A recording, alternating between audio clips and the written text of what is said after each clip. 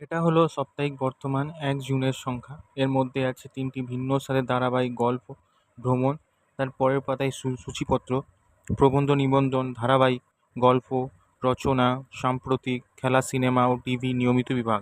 তার পরের পাতায় একটি আইনি চিঠি, ৪০টি জরুরি আইন সমস্যা, সহজ সমাধান, তারপর অমৃতকথা।